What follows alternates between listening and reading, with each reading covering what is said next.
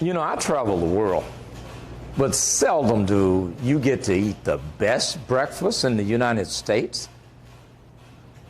You do not want to miss this episode of Conversations with Dr. D. Yvonne Young, when I get to talk to my dear friend, the owner of The Breakfast Club, Mr. Marcus Davis.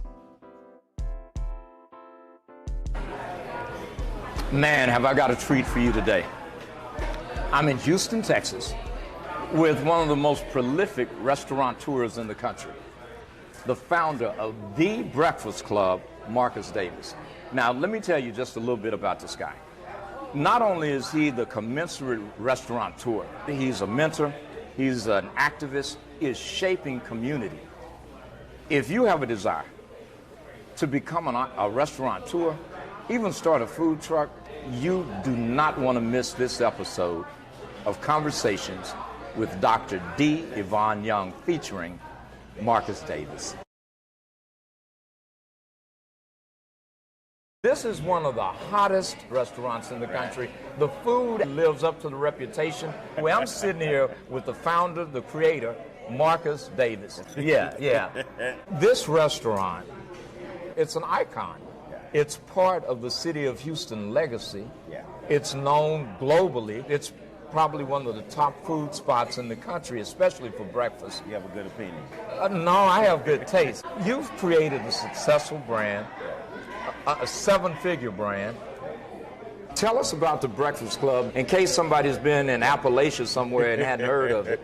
So the Breakfast Club is a coffee shop that happens to serve great food. We've been in business since 2001, going on 24 years. This fall will make 24 years in business. We're a breakfast joint serving some of the best breakfast in the city, state, and yes, in the nation. We started out as a mom and pop shop in 2001 on the corner of Travis and Alabama in Houston. We have grown to, as you stated, an international eatery right here in the city of Houston. Wow. You have more than one restaurant. You've franchised some stuff. Tell us about that. Well, we started out with TBK. That's our flagship, and then over the years we've grown to open more concepts. We have a Caribbean restaurant, Reggae Hut. We opened that. Well, no, we acquired that. It was a community staple that the community loved. It opened in '96. 10 years into its existence, it started to struggle.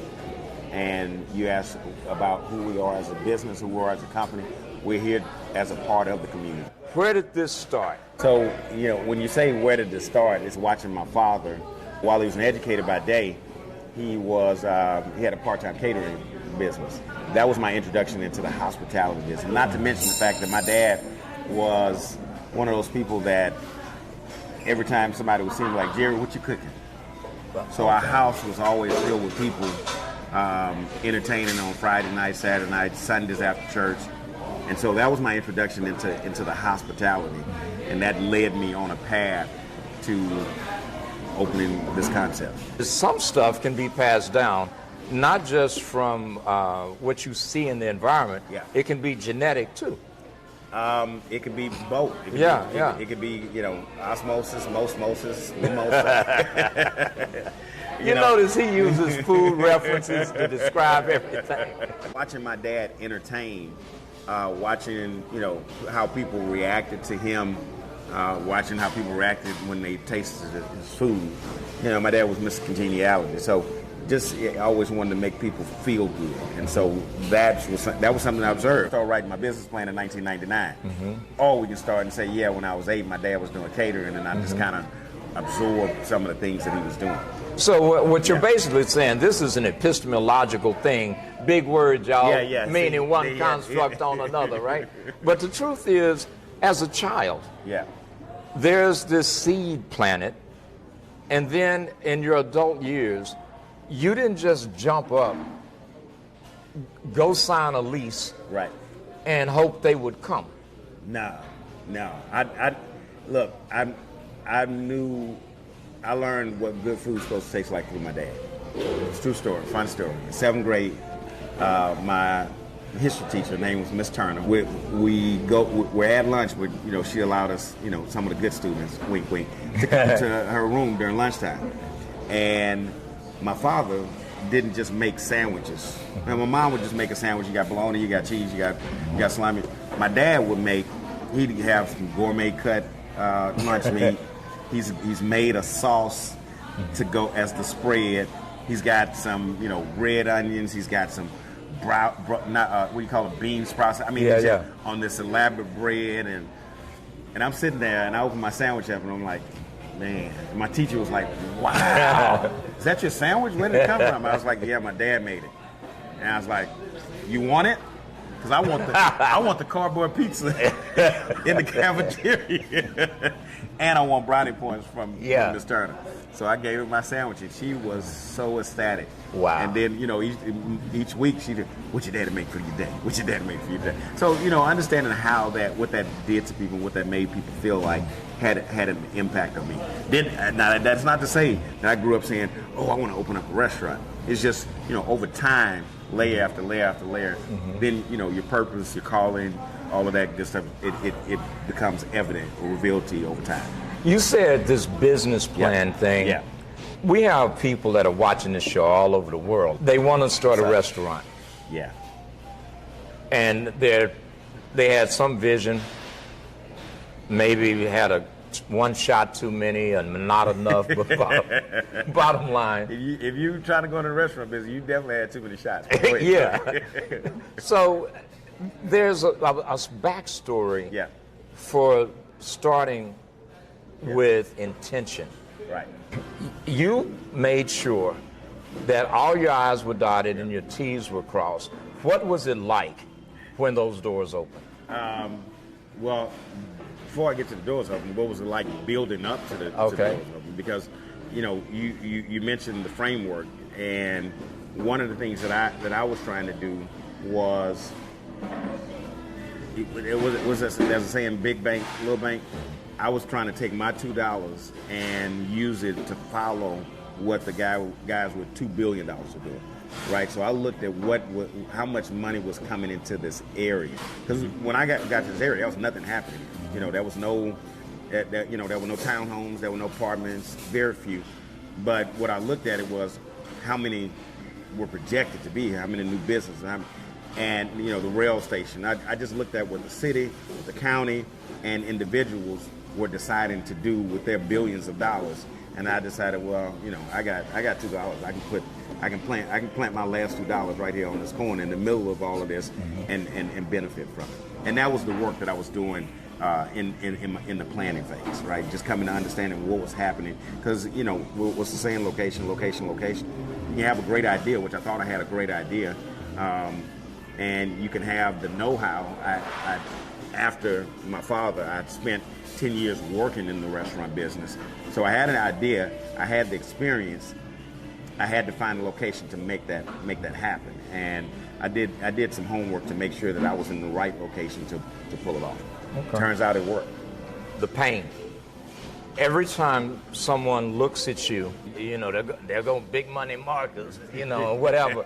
What they what they don't understand. Yeah. Is that to whom much is given, much is required, right? I want to take this segment and talk about the cost of being Mr. Davis, the cost of having to sacrifice the countless hours. With one restaurant is enough, but then all of a sudden you decide to expand, acquire a neighborhood staple, and then you decide, I'm going to franchise something. And then you decide, okay, I'm going to also have a bar. Now I'm going to have a more tablecloth type spot downtown. As that happened, could you take me through how that felt good, but now you're growing? What did it take from your family? What did it take from you? How much depression, stress, and anxiety, and how you managed it? Tell me how that accumulates. Like, here's what the pressure started like, but this is what it became. This is what chasing capital looked like. This is what happened when payroll, where I had too much month left at the end of my money. Tell us about the real stuff. So look, I'm going to start with that phrase, right? To whom much is given, much is required. Because when we see that, we think about what the given is, right? And we think that it's you were given the Breakfast Club, right? That's not the given, right? To whom much is given. I was given an idea, right? I was given a vision. And the much required was the work to bring the vision into fruition, right, into reality. That's where the giving was started. It's not, oh man, Creator gave you a restaurant, Creator gave you the job. It was just an idea, right? Gave me a vision. And so the requirement was what I was willing to do in order to bring that into existence. And that's where the pain points start, right? Because it's one thing to have an idea, it's another thing for it to manifest. And so after I started working on that business plan that I mentioned to you, I had it done, complete, thought it was great, ready to walk in the banks and ask for money, and got turned down several times. And had to go back and tweak it again. Got turned down several more times. Went to investor groups, other banks, other funding sources, to no avail. So the pain points started there. This was a 2-year journey from the time I quit my job to come. Whoa! Oh, my bad. I didn't mention that part. Yeah. Mention that part. Yeah. So, 2 years. What was that like, bro? Like every month you going to these people. Yeah. You're getting denied, declined. I mean, what did that do for you mentally and emotionally, and your wife? Mentally and emotionally, it two things. One, it strengthened me as a result of testing me, right? So what was it like? Yeah, it was torturous, but yet rewarding at the same time. What did you go through? I mean, talk about. Yeah. Because somebody right now is watching this, yeah. trying to do what you're doing, and they sitting up pawning shit and doing everything else. Yeah. So what did you do to make it through those nights? What did I do through that? So I've mentioned vision a couple times, right? And having a vision is great, but it has to be fortified by faith. So it was one thing for me to see what I saw. It was another thing for me to believe wholeheartedly, without a shadow of a doubt, in what I saw. And that's what got me through those long days, those long nights, those long weeks, those months, and yes, those years. And so having the ability to believe wholeheartedly, and why did I believe? Because I could see it crystal clear. I also believed because I believed in myself. But I also started working in a restaurant. I started working in fast food when I was 15 years old, told my mom I wanted a job, went down to the local mall and got a job, and worked in food for about 10 years. Ended up working in corporate, and became really good at what I was doing. I was a troubleshooter. I would company I worked for, I would go into stores that were not so good stores, they weren't doing so well, and my responsibility was go in and fix those stores. So I knew I had the ability I did grand openings, I had done turnarounds, so I knew I had the ability to run a business, and I knew I had the ability to run the restaurant business. So I believed because I saw it clearly, and I also believed because I knew what my skill set was. So those things is what really kept me going through those long nights, weeks, and months. So now you open two businesses. What's the pull on your family like? How's that affecting wifey and being around to be daddy and all that? So I'm a family man. I'm an entrepreneur and a family man, and it's possible to do both.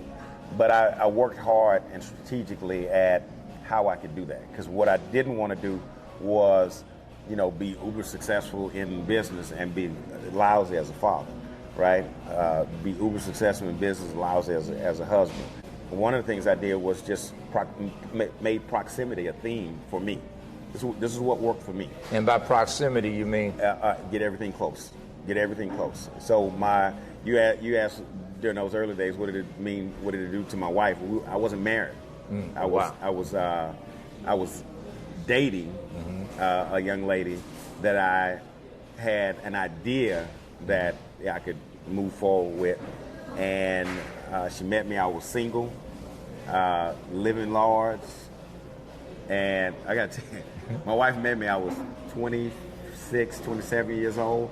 I'm a single man. I've done well for myself, right? I'm living in a 4-bedroom house.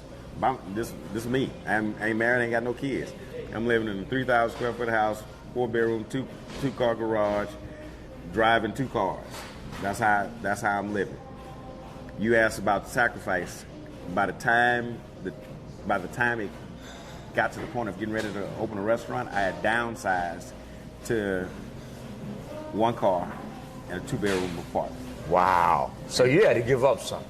Oh God, yeah. Sacrifice. I knew that if I was going to make it in this business, I had to decide what was I willing to give up. So in other words, what I'm hearing you say is, I stopped thinking about how things looked, and I was focused on how things are and how I intend them to be. How I intend them to be. Yeah. Because you know how it looks.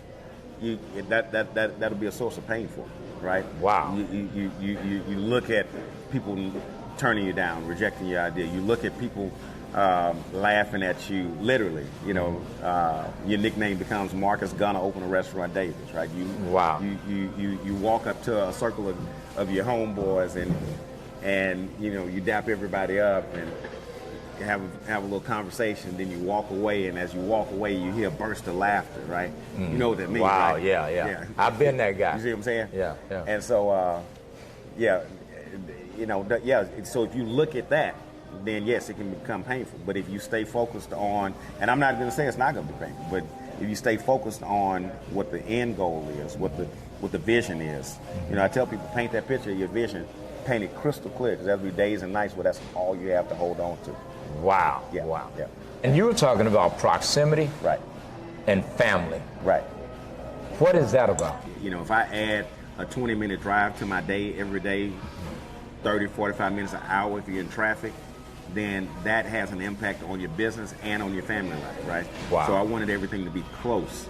I still live within walking distance of the businesses right now. Wow. And I can be to work in 10 minutes of walking, if I'm walking good. But also proximity. My wife, who was working downtown Houston as in oil and gas in the tax department, I invited her to come and join the company. And so she politely told me, I ain't got no ring on this finger, because we were just dating at the time, right? Yeah. And so we ended up getting married within the next year or so. She left her job downtown and joined the company full-time. Proximity. Now I don't see my wife in the morning before we go to work, and late at night after I get home. She's the luckiest woman in the world. She gets to see my smiling face every day. All day. My kids, you know, I have 3 beautiful children. I make sure the schools that we choose are within, you know, 5 minutes if possible. So I keep them close. After school, they come to the office, they do the homework, then whatever their plan is, Little League, soccer, whatever, then we go. But everything for me is all about proximity. How do I keep them close? So yes, I'll spend my time at work, and one of us will run and pick them up, bring them to the office, they'll do the homework, and then one of us will take them to practice or take them to the game or what have you. There's a thing called work-life balance, but I don't know if it was Jeff Bezos. I think it was Jeff Bezos who said it's not about work-life, it's about work-life flow. Yeah. So I wove my life and my business together, and that's what allowed me. You know, I think each of my children, they can honestly say, you know, not only was my dad there, he was probably there a little bit too much. Because I mean, I'm present dad. Even when I decided to open the bar and I'm working late night, I would still go, you know, pick up from school or go to basketball practice, go home, do the dinner thing, get the homework in. Then I'm back out the door. I go back to work. Wow. And then I come back home that night, give me a little sleep, wake up the next morning, start it all over again. Proximity was incredibly important for me, and making sure that you know, we didn't have anything that was super far away from us that caused us to be, you know. So that's I even homeschooled my son for 3 years. At 3rd grade, I pulled him out and said, "Hey, you're gonna hang with me every day. You don't have to get up and go to class anymore." Brought him in. He came to work with me every day. He did his work in the morning for a couple hours, then he jumped on the register. He's 10 years old. He's 3rd grade, right? Then he jumped on the register. So I knew that was important for me. I knew it was important for him. You know, so yeah. Teach him the value of a dollar. Proximity is incredibly important. So something else I want to talk about is now the brand's up, it's successful, and proximity played a big role in work-life balance. How did you manage not 1, 2, 3, 4 restaurants, and keep your wits about you, as well as, now you got a need for more money, you got a need for more capital, you got more vendors, you got more employees. You got some Damn, I was going to ask you for something. But you got more employees, and you got more crap that employees can create for you. Right. Tell me, how do you manage all that? Well, I'll start with, you said keep your wits about you. One, I try and stay mentally focused, right? I do whatever I have, I do a lot of reading. I take some time to get my meditation on, to get my thinking time. So that's incredibly important. But how did I manage it? Through people. And, I've got a GM in each store. I've got a great GM who runs the flagship, oversees the Caribbean restaurant. Surrounding myself with good people is how I'm able to manage the tree. What about getting rid of people when they're not good? Yeah, what about it? If you're I'm gonna just segue into the last part of the show, where I always ask this question: if you were gonna tell somebody who wants to be you, who wants to replicate the success you've had, what are the things that they don't want to have to deal with, but they better? What are the things they don't want to have to deal with, but they better? Yeah. Problems. Okay. Give me an example of 3 problems that you better be prepared for, and here's how you might want to respond to them. Funding. You better be prepared for situations where you may or may not have the capital that you need. 2, you're going to have issues with people because you're in the people business.